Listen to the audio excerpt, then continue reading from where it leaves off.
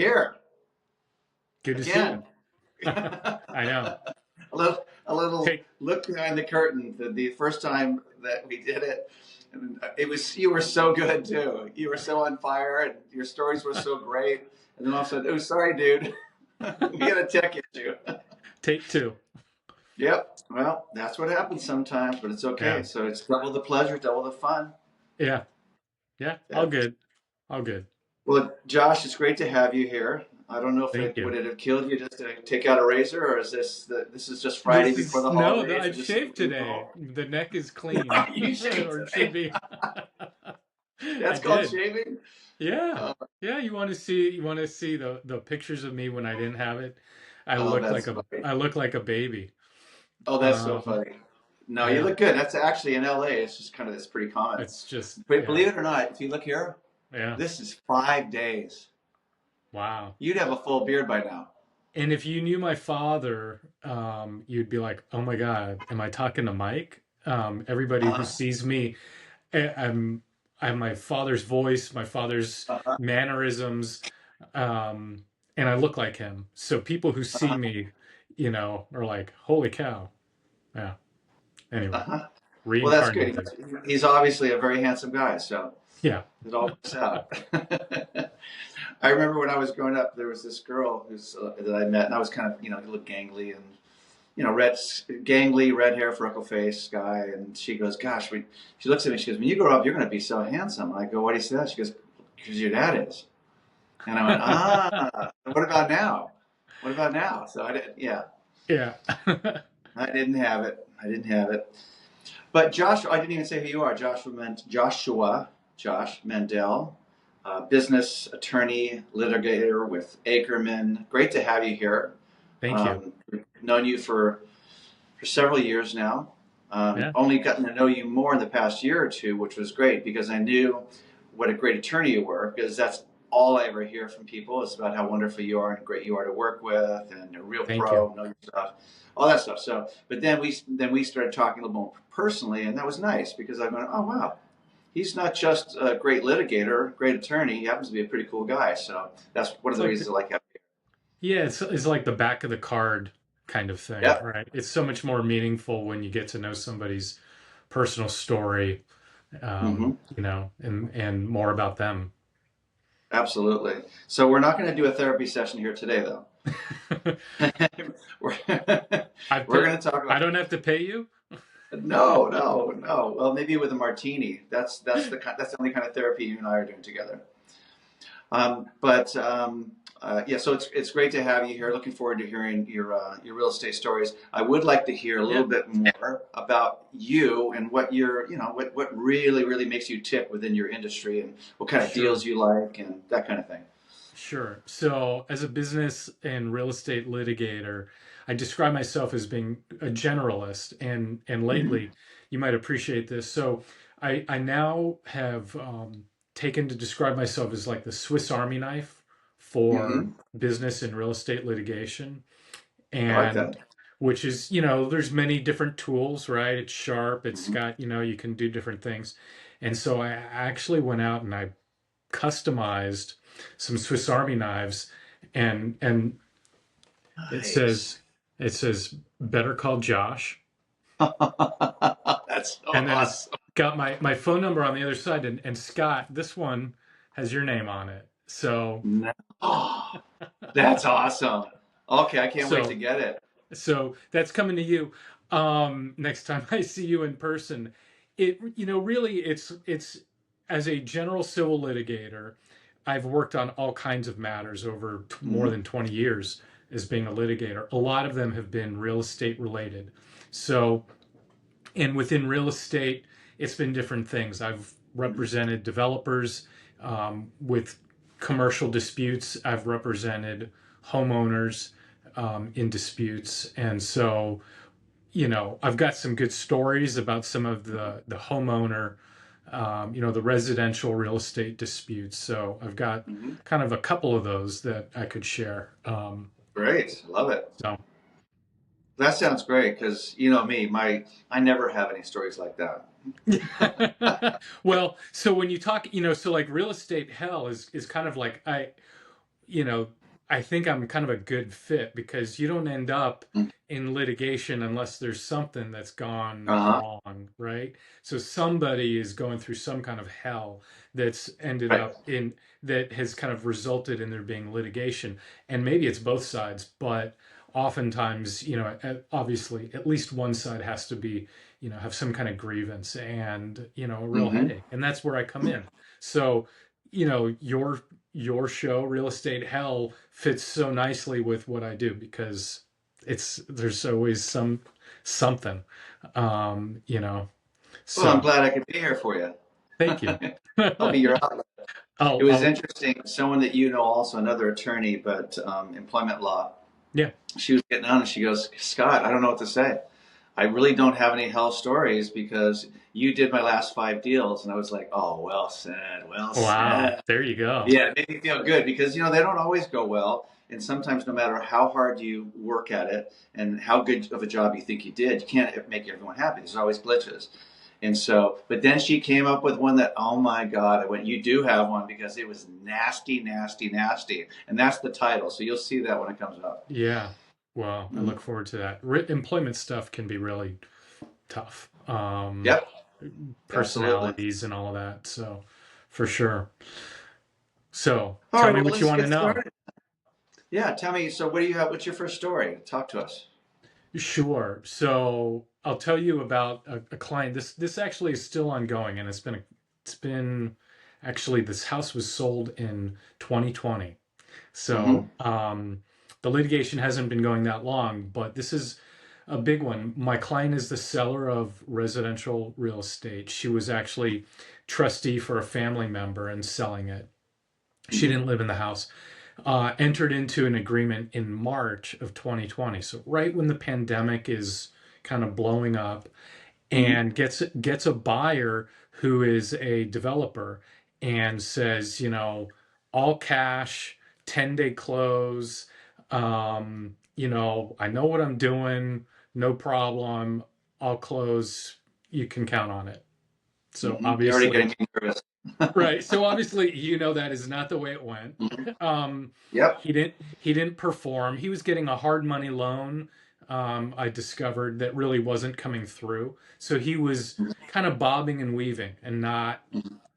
wasn't signing. So he never signed the escrow papers. He put in a deposit. There was a Mm-hmm. $60,000 purchase deposit, but he didn't sign the escrow papers. And then when my client, so I'm a litigator, I wasn't involved at any of this point, but when my Mm-hmm. client made a demand, a 3-day demand to perform Mm-hmm. and close, he didn't do that. Instead, Mm-hmm. he, in correspondence that I found, said, no way, I'm going to sue her. Mm-hmm. So that's what he ended up doing, was suing. He didn't perform. He didn't sign the escrow papers. She made a demand for him to perform. Mm-hmm. He rejected it, tried to change the terms of it. She went on to Mm-hmm. sell the house to another person. They enjoy the house. It's like a summer home. Mm-hmm. Um, and he turned around and sued her, claiming that she breached the contract, this residential purchase agreement, Okay. um, that she breached the contract by not giving him more time to perform because it was COVID. Mm-hmm. And then he came up with some excuses about things he couldn't get, documents he Right. couldn't get from the city because the city was closed because of COVID. They were, you Right. know, but that document he claimed he couldn't get was actually available online for free through a city download the whole time, Of course. right? So like Of course. it wasn't truthful. So he sued, and this case, I mean, if you want to talk about real estate hell, I'm still litigating this case. I won, Mm-hmm. okay. But it was through an LLC that the developer was purchasing. Mm-hmm. And when I was, so I have to kind of like back up. There's different aspects to this. One, I want to tell you about how I got the deposit back because he refused to Mm-hmm. do that. And then the other is where we're going now with this litigation. So we won. I won on a process called summary judgment. The judge Right. read my papers and the judge said, I agree. Your client, Mr. Mandel, performed entirely. It's this Uh-huh. guy, the unsuccessful buyer that did not Mm-hmm. perform. So my Right. client won. But my client wants to recover her attorney's fees. And in the CAR form, there's a provision for being able to recover your attorney's fees if you Mm-hmm. participate in pre-litigation mediation, which we did. Mm-hmm. So we start going down that path of recovering the attorney's fees, and he puts the LLC into bankruptcy and to try to stop everything. More Mm-hmm. in as another step, I'm now pursuing him to be the alter ego of the LLC. Like, you Mm-hmm. can't hide behind that company. Right. You didn't fund it. It was, kind of like this one-time purchase, as we saw, but it never had any actual assets. It wasn't funded properly, and I suspected more about it. So I dealt with him in bankruptcy. Uh-huh. Um, he was so belligerent when I took what would be called a deposition of him. I mean, like, so belligerent that I brought a motion to the federal judge in bankruptcy court, and the judge sanctioned this guy $12,000, and then Really? read him the riot act and Mm-hmm. said, "You're going to sit for a deposition again, and you're going to answer Mr. Mandell's questions truthfully this time, and you're going to Mm-hmm. behave yourself like an adult." Uh-huh. This, so anyway, bankruptcy gets done. Now we're back in state court, and in a month, I finally have my hearing to determine whether or not the judge agrees he's the alter ego. And when I get that alter ego determination, then I will kickstart the attorney's fees again. And then this guy who decided to sue my client will end up with a judgment against him more than $200,000. So Wow. So my what he client's should have done is just probably just realized he messed up. And if he would have gotten good counsel, he could have just said, I'm going to get rid of this deposit. Or, I've seen people do is negotiate it out. right. Just go, Oh, what, yeah. I'll give you. What's he's that? a he's a bully, but you're absolutely right. I mean, Yeah. there was a point in time where we thought at the beginning of this process that we were just fighting over the $60,000 deposit. Mm-hmm. Like, you know, you want that money back? We can negotiate, we can talk about it. He refused. He wanted to try to unwind the transaction. Turns Mm-hmm. out he's also a federal felon for committing bank fraud, like, legit. I have a That's not judgment. right. That's no big deal, right? Tells you something about his character. I mean, he Right. is, like I said, he behaved like a bully. He behaved in Mm-hmm. a really arrogant kind of way. Determined from the beginning he was going to sue. He wanted that property. I know that there are more reasons and motivations behind it. Sure. Um, and he just persisted. Mm-hmm. The mediator told him he'll lose. He lost. I could see it. It was just a matter of getting there. So my client really has gone through hell. I mean, she spent a lot of Mm-hmm. money. Thankfully, there was proceeds from the successful sale that she was able to use, Right. to But the help pay. stress Oh, the yeah. stress of that, because a lot of people think you're going to back down. It's nice when you see someone like that go, no, I'm not going to let that happen. Right. Exactly. So, my client is I would say, sophisticated and very smart woman. She has a Harvard MBA, and Hmm. she just won't get pushed around. So she and I work together very nicely. Great. Um, with her being a very, more sophisticated client and understanding things, and that was great. I love it. So, Well, I had one recently with a lady, an older lady, and the other side was trying to bully her, and she was trying to wrap her head around it. So she did research, talked to people, talked to the attorney, and I said, "Look, he's been a bully, but you did everything right. You yeah, did everything right. You disclosed everything. If anything, you were so nice that they're grabbing stuff that you did nicely and they're wanting to use it against you. That's how bad it is." And yeah, she says, "This is her." I mean, she's such a sweetheart. She goes, "I don't like bullies." And I went like, "Oh, yeah, I'm not going to mess with yeah. her." She was That so clear. Like, I am not the person. I'm not some lady to be pushed around. Some person to be pushed around. I'm ready. And so she documented everything, and and then managers came in, everyone came in, and basically backed her up, which was great. And so then we ended up closing. But man, what a tough Yeah. one one hundred with a bullet. percent. My client in this 100% same thing. I will not be pushed around. I will not be intimidated. I will not be bullied. Now it was just like fantastic. We can Mm-hmm. do this. Obviously it's going to cost money, but and it will take some time. But we Right. have a fantastic working relationship. I mean, it's just been great. So, I love and I wanted to tell you, because I know when we spoke about this before, I brought up that I got the deposit back. So it. Hmm. as you know, right, the escrow companies are so risk averse. They don't want to release money unless they have Right. it's right consent from both sides. And That's right. Tell me how you got that done, because most of the time they can't do it. What did you do? right, What was your method? right. So because we were in litigation, when I got my judgment for winning, I was Hmm. able to include in it language that said that the deposit will be returned. I made that Oh. an I made that an issue in the case. Hmm. When I was as defending it, I made it a part of my defense in my Hmm. legal papers. So through that, Smart. I was able to then you can then get a court order that gives instruction to the sheriff, essentially. Hmm. So I sent the sheriff to the escrow company, you know, to get the money back, which they do. Um, and so it was really, there are other ways to do it, but essentially you have to be working through a court with Hmm. a piece of litigation and then there's two different types of orders that you can essentially get that direct the sheriff to go Right. get money from somebody, some other account. And I've done that in a variety of circumstances. It's part of like Wow. why I talk about like this, why I use the Swiss Army Hmm. knife analogy, because I've used this with success many different times in many different types of Hmm. cases. Even before judgment, there's a process when you're at the beginning of a lawsuit. So, anyways, that's always Very fun. cool. It's I'm glad you powerful. reminded me of that, because I didn't I remember the case, but I don't remember that piece of it, which is, I think that's crucial. Yeah.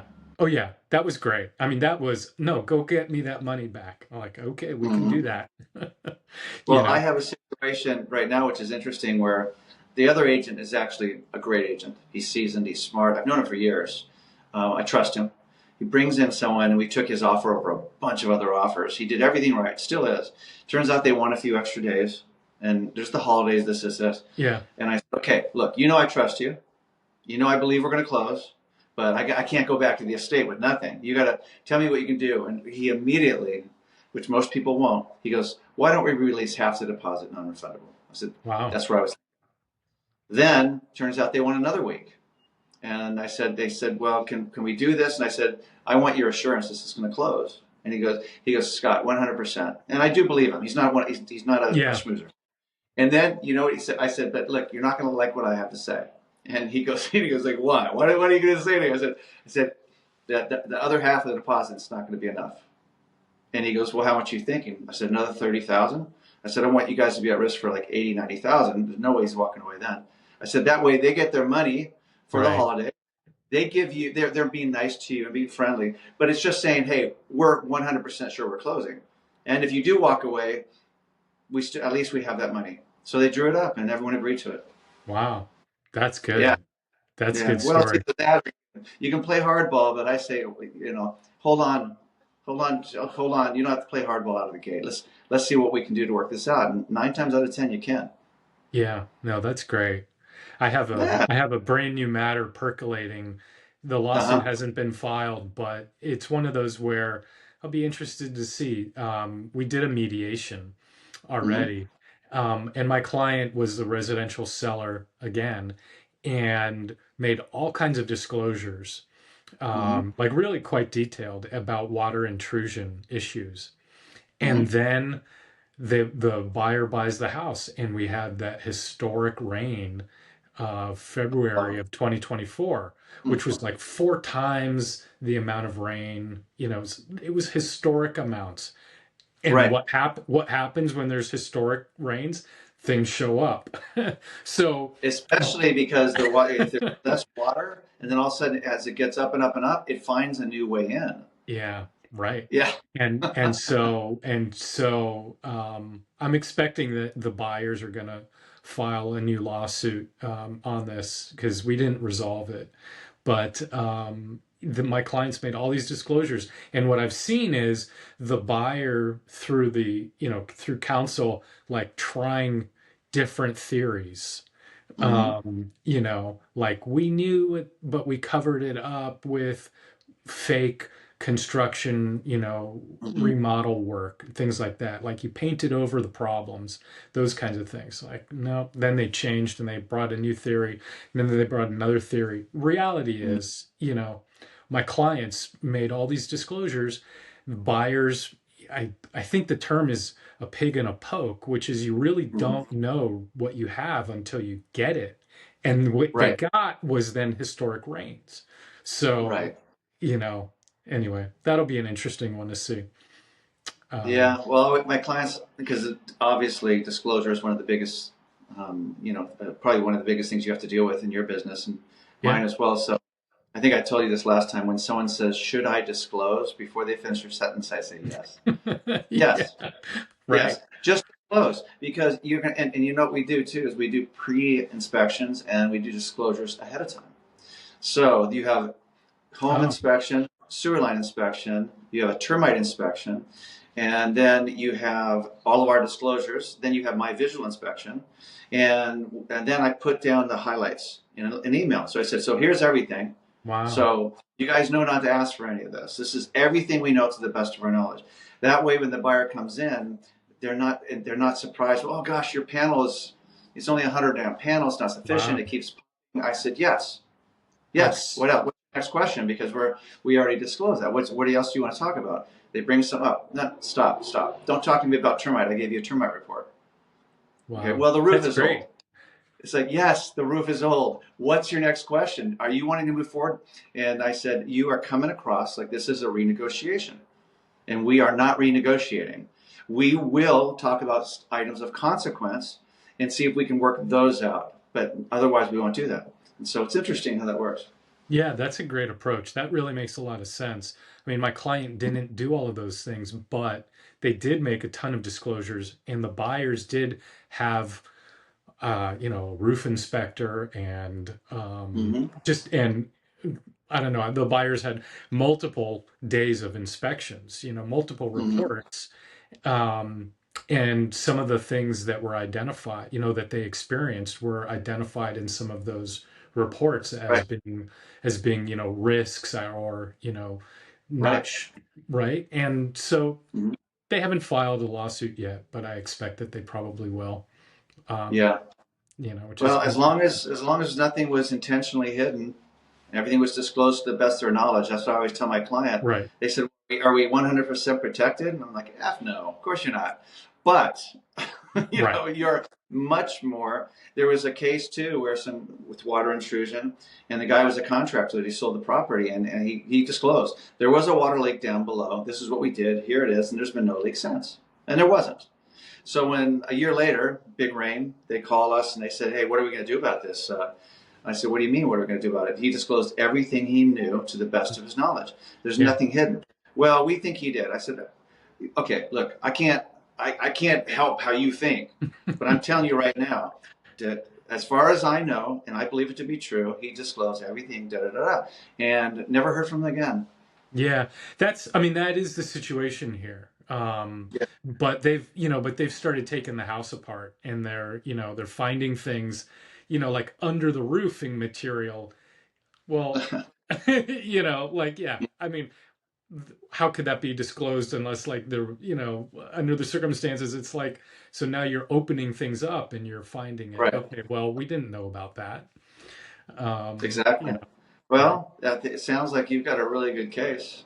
That's why just disclose, disclose, disclose. That's always what I've been hearing since I got in the business 20 years ago. And Yeah. just to keep on disclosing. And if you have a question, let me know. Well, do I need to disclose that the grout is coming up a little bit here? I said it's small, but you know what? If you're asking, yes. If Yeah. you're asking, then just do it. And Right. anytime someone asks me something, because sometimes I want to say, no, you don't have to. That's ridiculous. But I go, no, since you asked, yes, let's do it. Yeah. Yeah. So, Right. Makes sense. all right. Do you I have like any your other ones? approach. You've already,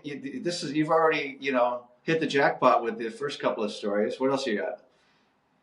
Well, I'll tell you about the flag over my shoulder because I know we talked about that, or maybe I may have mentioned it to you. Mm-hmm. So I have a client. He was a pro bono client of mine. I've done a lot of pro bono work over the years, which, just Mm-hmm. kind of as an aside, is really one of the most meaningful parts of my job, is That's being nice. able is really being able to help somebody like personally in their life. And this was an interesting one. It was a real estate case, and my Mm-hmm. client was a veteran, and I'll see how I can condense this. Good. His son, right? So he gave title to his son, who Mm-hmm. was married, and he gave it to his son as his sole and separate property. And then, unbeknownst to him, dad, who was Mm-hmm. living like in a back part of the house. That's a critical piece of this. So Uh-huh. dad gives title to son. Mm-hmm. Son says, Dad, you can stay in the house for as long as you're alive, what we would call the life estate.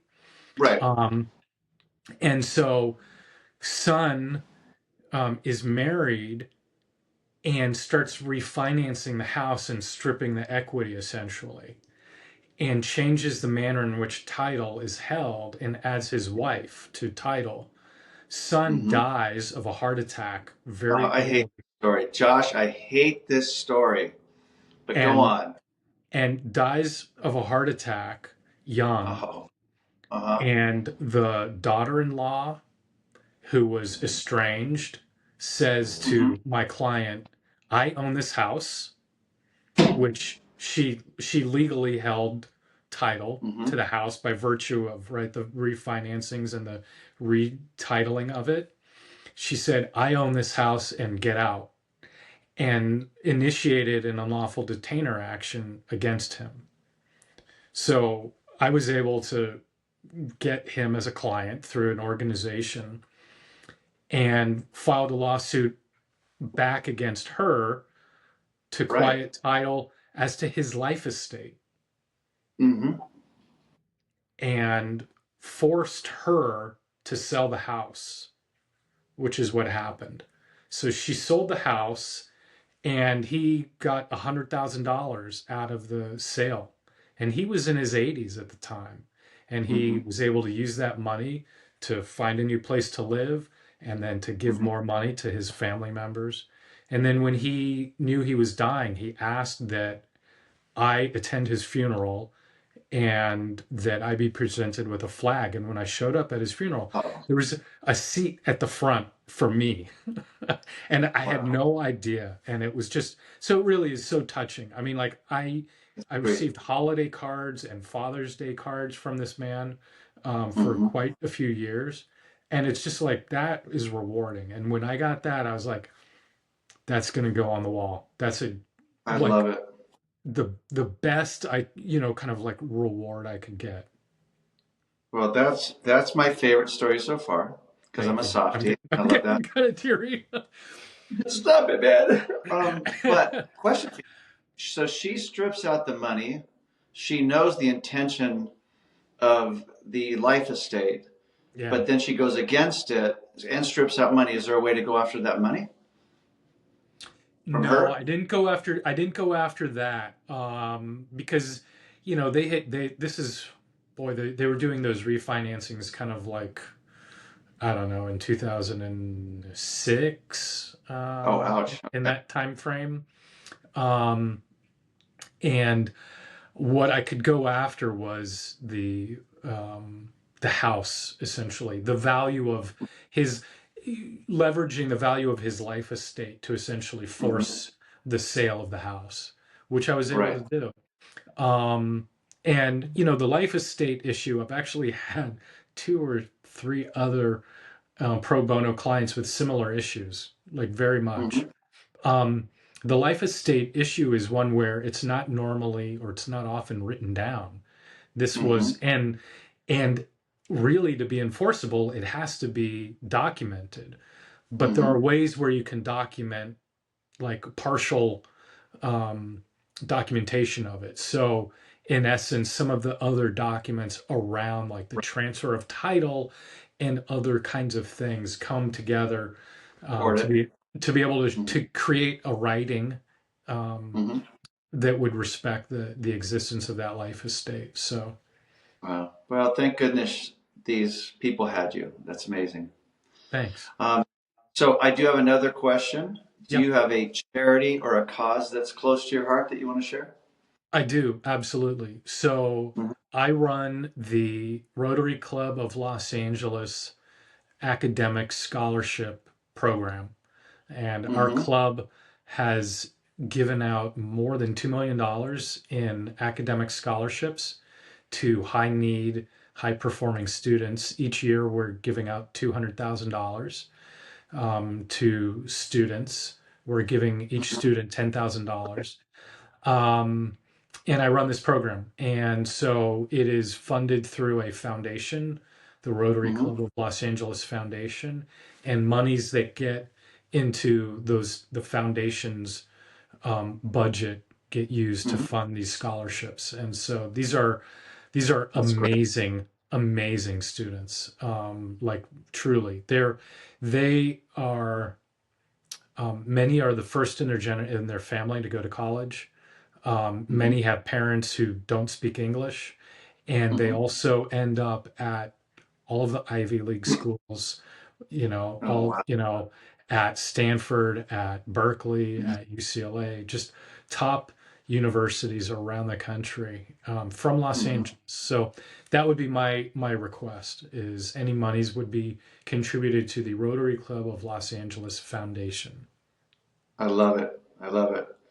So, is there anything else you'd like to add before we part ways for the holidays? I got to follow up with you so I can deliver your Swiss Army knife. My That's it. knife? Yeah. It'll replace this one. See, look. That's Yeah. the Well, see that there Scout. you go. You got the Uh-huh. scouts, and that's fantastic. My son was a scout, and now you've got me, and you got my phone number. Whether it sits on your desk or in the glove box of your car or in your tackle Such a great box, idea. whatever. You I can love this think idea. Swiss Army knife, Josh, got it. Better call Josh. Sounds good. See, it's because we did this twice. Now I get the knife. You That's know. right. No, I had I you love. on my list. Anyways. Okay. Good. Good.